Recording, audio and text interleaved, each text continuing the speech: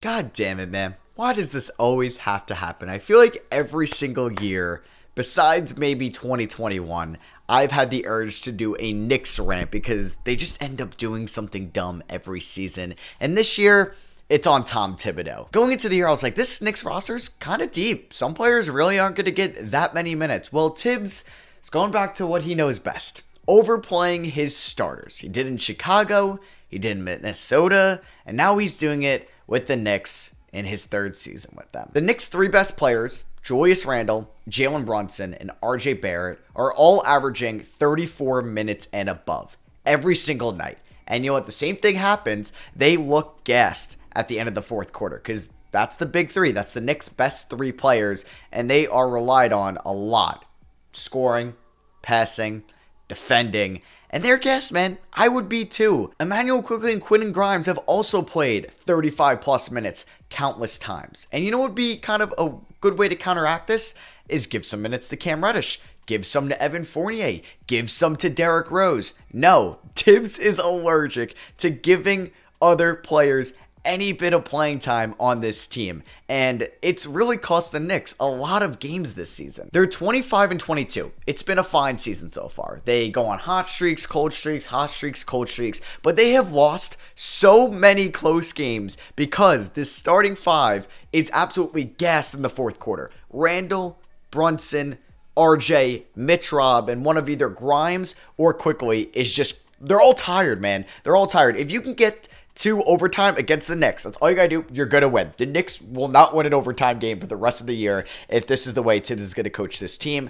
You know what? In year one, he really exceeded everyone's expectations. Like, everybody had like an outlier season. Randall had his best season. RJ shot like amazing from three. So did Derrick Rose. And a lot of these other guys on the team, they made the playoffs for the first time in a while. You know, it was a great season. Tibbs got coach of the year. Randall got most improved. And then last year happened. They definitely regressed to the mean, and they went back to being what the Knicks are. Let me come back here a minute. But yeah, like this year, the Knicks, I think, could be 3, 4, maybe 5 games better than they've been. But Tibbs just doesn't want to play this team. And I don't get why Cam Reddish doesn't play. You gave up Kevin Knox, who you realized he was a bust. He didn't work out. You ended up giving up a first-round pick that was protected via Charlotte to Atlanta for Cam Reddish. And you know what? Cam Reddish showed great 3-and-D promise to start the season. Wouldn't say he's somebody that needs to play 35 plus minutes a night like RJ Barrett, but you know what? He can maybe take 5 or so minutes from RJ. He can actually stay with some quick, shifty guards on defense, something you lack sometimes,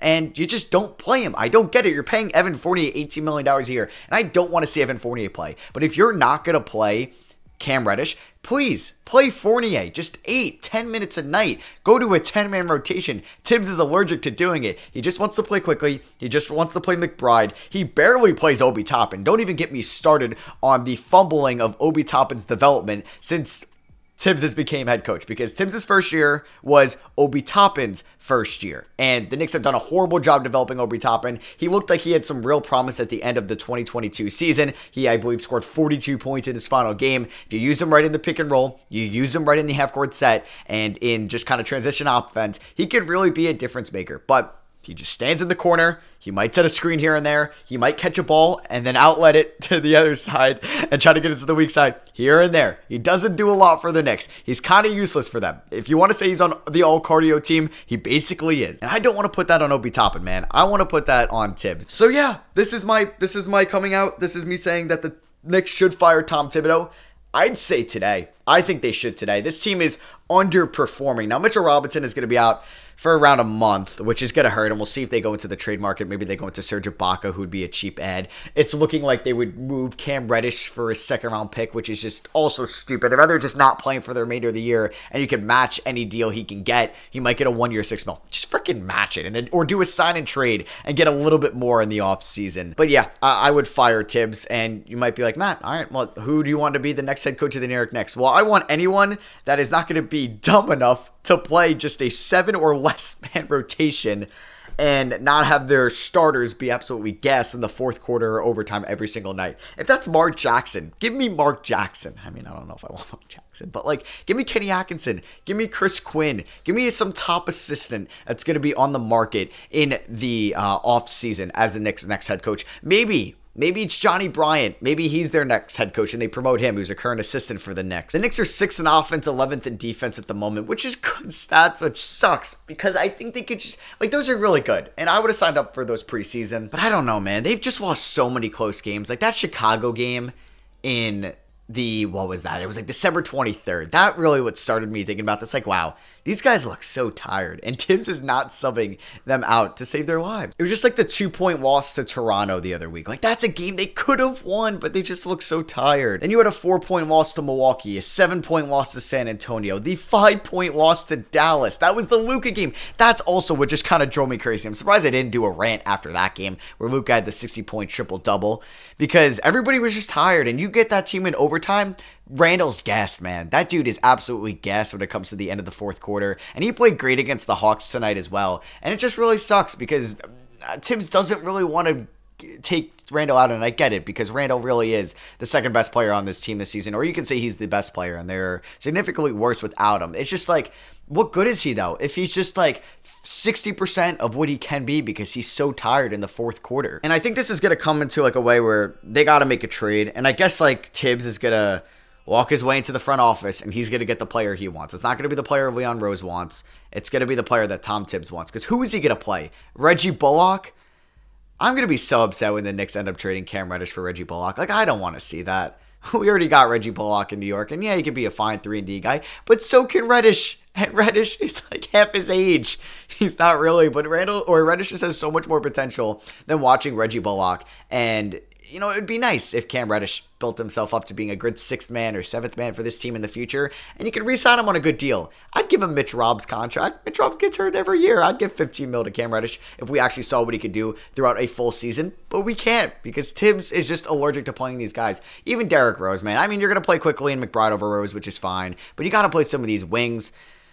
They're going to make a trade at the deadline, and I'm scared. It's going to end up being like Reggie Bullock. I'm really hoping it's not Eric Gordon. But the Knicks really should try to make the playoffs, and I think it's going to be with Tibbs. It's probably dumb. I'm probably being a little bit prisoner of the moment, recency bias, but I think they should fire Tibbs right now because Johnny Bryant can't really... I don't know, though. Like, we saw what happened with Lloyd Pierce and Nate McMillan. They made it to the Eastern Conference Finals with Nate McMillan, and I believe Lloyd Pierce was let go midseason. So maybe that's what needs to happen. It's not going to, though. Tibbs is too much of a consistent coach, consistent enough of being average to get let go. So it's really not going to happen. Yeah, like I said, it's probably going to be some type of Eric Gordon or Reggie Bullock trade. I'm sure Cam Reddish is going to end up being shipped off to Miami or LA or Dallas or one of those teams. I would love for them to go after Miles Turner, but it's just not going to happen. And it doesn't look like the Pacers are really going to be trading him as well because as much as I like Mitchell Robinson and he's been really good on defense for them, he does get hurt every year. It's every single year. There'll be some type of injury. He just had like hand or finger surgery, so he's going to be out for a little bit. But yeah, let me know. Maybe if you're not a Knicks fan, let me know. Am I being like kind of overreacting here? Do I think like half the teams in the league would be happy with Tibbs? I mean, I don't know. I mean, maybe Houston would be happy with Tibbs, but I don't think more than like 5 other teams would take Tibbs as your head coach. Who knows, though? Let me know down below. I'm sure I got some Knicks fans out there that I would love to hear your insights and your opinions on what Tibbs has been for the Knicks this year and what they should probably do at the deadline as well. I enjoy doing these discussion videos daily, maybe like kind of what goes on in the night prior. Like I just talked about the Paris game between the Bulls and the Pistons. That just came out. We're going to talk about the Knicks loss against the Atlanta Hawks because they really need to make some changes. I promise you I will come out with my top 5 most surprising teams because I came out with my top 5 most disappointing teams. I think that's what I'm going to do on this channel. I enjoy it. So yeah, drop a like if you guys did enjoy it. Let me know down below what you guys think, and I'll catch you all on the next one. Peace.